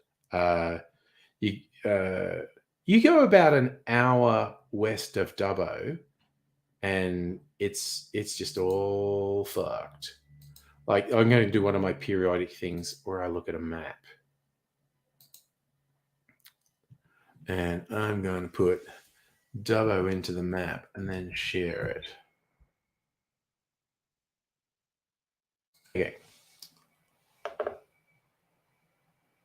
Okay, what the fuck is this? I want this to go away. Sorry, Google Maps is just doing something stupid. Oh, okay. I got rid of it. Fuck. Okay, so I'm going to make fun of the names of places. Is Mildura drier than I have no idea. I think they grow grapes in Mildura. All right. But, okay, map to show how fucking desolate Dubbo is. Okay. So, what's this looking like? I'll do this. Okay. So that's, you see all those roads that lead to, that's why Dubbo's population grew. You can see it's like a starfish. There are 5 connecting roads that all cross over at Dubbo. Oh yes, Narromine has a gliding club. Yes. There was something about the air currents at Narromine were better than Dubbo. Narromine's a little bit west of Dubbo. So like if we go in here, here's Dubbo in the center. There's Narromine a little bit west. When we wanted to make fun of people from Narromine, we'd call them narrow-minded. But here we go this way. Brocklehurst, that's a fun name. Terramungamine. I love the name Terramungamine. We used to go camping there sometimes. There were some sites where Indigenous people would sharpen spears. There were all these grooves in the rocks, which was where the warriors would sharpen spears. The fun names going towards Sydney. Eulamogo, I love that name. Wongarbin, Geary. But if we go west, you see that's like green and then brown. There's literally a place called Bogan. There is actually a place called Bogan. That's great. But yes, you Dubbo here, and you see it's a bit green, but you're in desert, going at places like Narromine, Trangie, Cathedral, Nevertie. Place there called Snakes Plain. That's fun. Mullingadgery. I always love the name Mullingadgery. Place called Honeyboogle. Buddha Butter. You've got to love that. Sorry, but if we go, you can see, okay, it gets, coast is all green. You get in here and it is desert. Cobar is getting way out there. I went to Cobar a few times, but then you get to Wilcannia and you're way out there, and Broken Hill. So there's kind of like a whole bunch of fuck all west of Dubbo. And so you can see like Dubbo's on the edge of arid areas. It's like green and tan, and then there's yellow. The yellow is sort of deserty areas. So Dubbo is not far from the desert. You don't have to go far west of Dubbo. Just looking at the place names. I love the place names. Zargaminda, Cunnamulla, Eromanga, Quilpie. So then there's boring ones like Lightning Ridge or Charleville. But then great names: Windora, Jundon, Barcadine, Beduri, Birdsville. That's a famous one. I love when they've taken the local names. Inamika, Kijapella, Bollard's Lagoon. That's boring. Milparinka, Tippabara.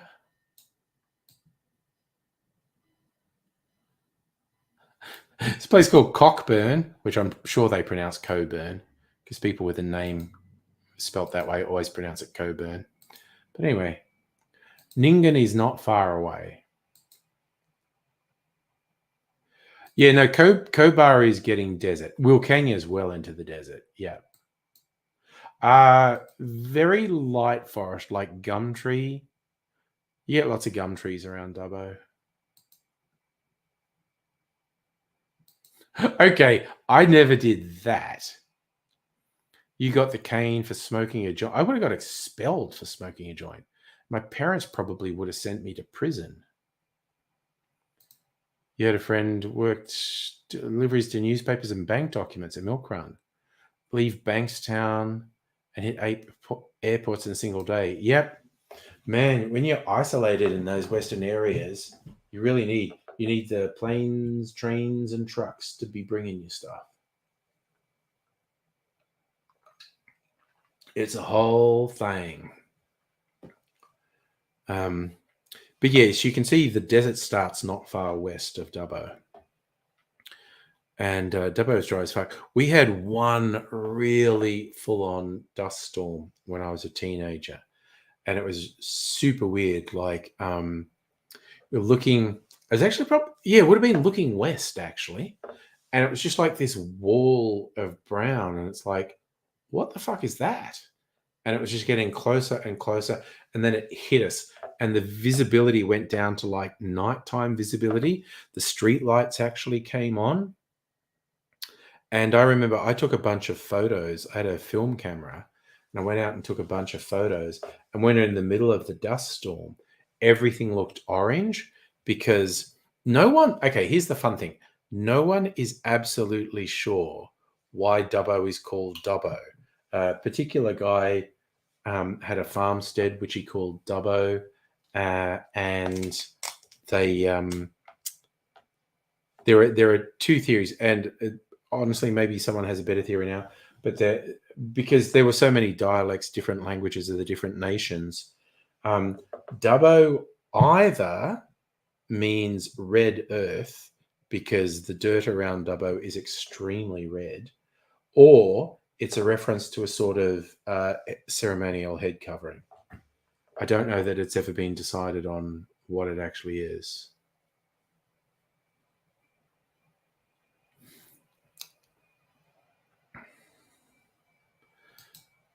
So music gave that milk runnies go Bankstown, Dubbo, Nyngan, Cobar, Menindee, Broken Hill, come back via Condobolin, Parks and Cowra. There you go. That is really going over. Oh, okay, Strick say there were 10 of you got busted for smoking a joint. The housemaster was on your side. Well, that's nice. Safa, my young'uns went to Dubbo a few times, actually. Justin, I feel private schools that don't take students with disabilities should be burnt to the fucking ground. That's so offensive. I am absolutely floored by that. Does my head in, quite honestly. So there you go. That was our little... Sorry, I still have the map open and I'm looking... okay, I have to say some of these names because I love them so much. And I'm not being sarcastic. I love the sounds of these places. Mundi Mundi, Kernamona, Bulkamada, Bindara, Bolu Creek, Mingari, Tikalina, Ulina, Ulapa, Wikaru, Plumbago, Abminga, Wadnaminga, Manunda, Winini? Oh, wait, Winini. No, it's Wininini. I love that. That just keeps repeating the same syllable. Wininini. Wakaringa, Waruni, Nakara. I love, then you get Peterborough. That's so boring. Uraru, Mukra, Malawi, Wamikata, then Port Augusta. Well, that's pretty boring. Wollondunga. Sorry, randomly, there's a place called Iron Knob. I cannot help laughing at that. Kuyadu. I love these places names. Mangalu, Kampuna, Wadiki, Kungawa. They're just cool. These places are all just cool names. Oh, Timbertop. How did we get onto Timbertop? Timbertop had disabled kids. Super Beast kid whose dad's owned Ingham Chickens. Kid missing along whose dad ran Uncle Toby's. Good Lord. Timbertop. Chuckles spend a while at Timbertop. Oh, yes. You just, I can imagine if you're on the spectrum, school's fucking throwing you out. Yeah. You had a friend who got stranded in Menindee, bad weather, decided to go early, landed at a deserted airport, had to wait hours sitting in his wing show. God damn. Yeah, well, you get into some of those western areas. Ugh, weather, dust storms, and rainstorms, all happens. I remember one time there was a very bad drought through the 70s. It's like it just didn't rain for years. The dam that supplied water to Dubbo and surrounds Burrendong Dam, I think, dropped below 20%, maybe below 10% capacity, which was real panic stations. Eventually it rained. But I remember 2 storms in the middle of the drought. But the most spectacular one, because a lot of people in Dubbo in my youth had we used to call it corrugated iron, but it was probably aluminium, but the corrugated metal roofs, which really make a lot of noise when it rains or if it hails. And it hadn't rained for ages. And I remember I was in the backyard and this wind went up and looked. It was always from the west. It was definitely from the west. It was just these black clouds, and it's like middle of the day, but these clouds were black as night, and they were clearly approaching really fast. And I was in my backyard going, man, that's really fucking trippy. What's that about? And then when it actually reached town, it was a hailstorm. And so it was very loud. And it was not a light hailstorm, it was just smashing down. And so it was this noise like drumming, like someone just going mad on a snare drum. And as it came through the town, because my house was kind of like in the middle of the town from the direction this was coming, and it was like this faint drumming sound. It was getting louder and louder, and it was getting loud really quickly because this storm was moving really fast. And I just realized as this noise is getting louder and louder, it's like, that's hail and it's getting here really fast. And I was just standing in the backyard and I was going, I'm probably going to get pummeled to death by hailstones. And so just as we're, going inside now. And it was just these really wild winds and just hammering hail. And then the hail passed and then it was just hammering rain. And it was so weird because we'd been in years of drought. There'd been barely any rain for years. And for just out of the blue, this friggin' storm, and it was a hailstorm. I was a teenager. I think I was kind of a young teenager, 14, 15 maybe. But it was full on. The other one I remember, I was a bit older. I was like 16, 17. And I was walking home from school and this rainstorm came through really suddenly. And I was initially just walking and I was like, you know what? I'm going to walk in the rain because it never rains. And because it wasn't like this hailstorm that came over really fast. It came over relatively slowly and got more and more intense. But it was raining fairly lightly. And I was like, you know what? Because the day had been hot. And I'm going to walk in the rain because it never rains. And then I walked for a while in the rain. And then it was just pissing down. And I was like, no, this is a bad idea. So I ran into a shop and sheltered in a shop while the storm passed over. But there was like this 5-year period where there were probably 2 storms. There would be a little bit of rain on and off. But over this 5-year period, there were 2 storms because it was a really bad drought.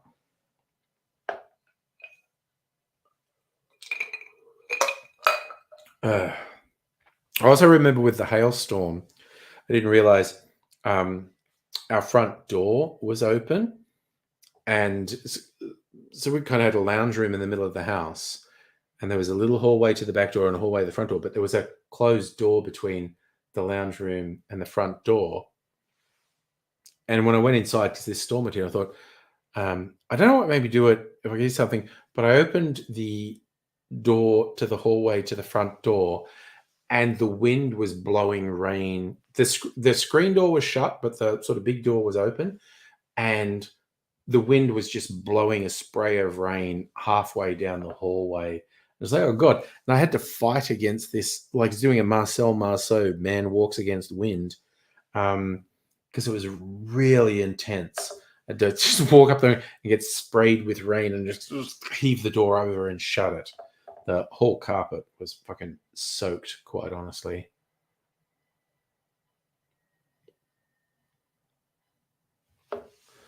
I was strictly saying, yeah, you're saying Girls of Timbertop taught at John Elliott. Well, as Ian, Prince Charles went to Timbertop for a year or so. Suffered droughts in my lifetime. One really big one in the 70s, late 70s, maybe ran into the 80s. It was a really intense drought. I mean, I had a drought in Melbourne while I've been living here. When, like 10 years ago, there was a drought that was so severe, like you weren't allowed to water your garden and stuff. Like the main reservoir for Melbourne fell below 20%. Now all the reservoirs are 90 plus percent. But I think it was no, it was actually during like Dan Andrews being premier. That's like they built the desalination plant because they were paranoid that the water reservoirs were going to run out, and the water reservoirs filled up before the desalination plant was online, I think. But it was literally so I had one big drought in my childhood where we were worried water was going to run out, and one big drought in Melbourne here. Yes, that Nick, the big Melbourne drought, and but yeah, like people used to have signs in if they had a garden that was being watered, they'd talk about they watered it with grey water or something. They weren't using the water mains because it was illegal to water your garden. Fucked up. But yeah, as I say, Australia is a country of extremes. Droughts and flooding rains, as the saying goes. So it's a whole thing. What happens with that? But you know what? That's Australia, and it's friggin' climate. It's weird.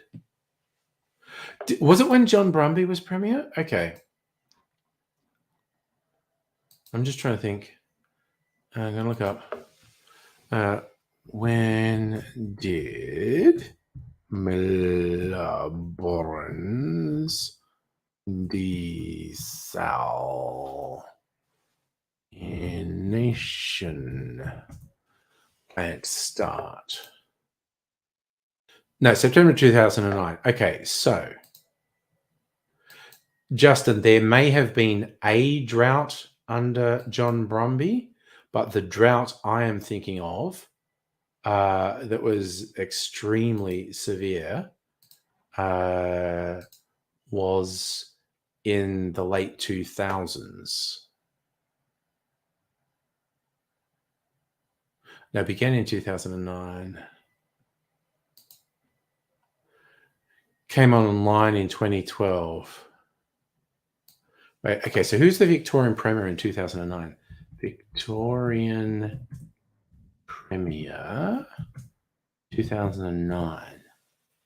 John Brumby, you are absolutely correct. Points. Points to that man. Points to that man who knew was the Premier who started the desalination plant. It was started under John Brumby.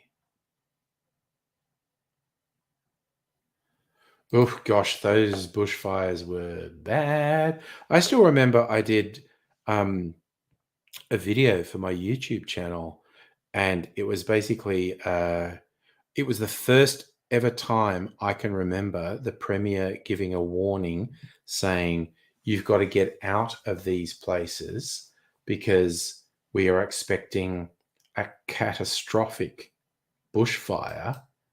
And just in my place, because the amount of smoke, and this was in CBD Melbourne, the sky was just the weirdest color, and I'd never seen it before. And I did make this video sort of explaining to people around the world, we got this warning today about it. I was going, all I can say, if anyone watches who is in these areas where they're telling you to get out, get the fuck out. This is bad. And yeah, and then the next day was Black Saturday, which just wiped out towns. I was full on. You got, I don't know if they got ash falling, but there was so much choking smoke in the air everywhere. Anyway, God, that's a fun note. I'm not going to go to bed because it's after 10 o'clock. And I got to get up early and go into the office tomorrow. And if no one else is there, I'm going to get really pissed off and probably come home early. But I will do a ceremonial eating of the cherry. And then I will go sleepy robos.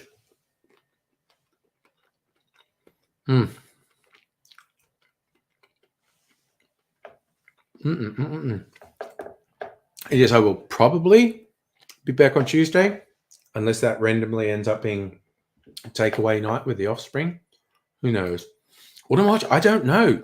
We watched the new season of The Gilded Age last week, which is really good, but we finished it. So we actually have to decide what to watch tomorrow. Don't know. So if anyone wants to throw recommendations on the Discord, I'm all up for it. But yeah, I don't know. I'll be deciding something to watch with this angry. I might report on it later in the week. So take care, you all.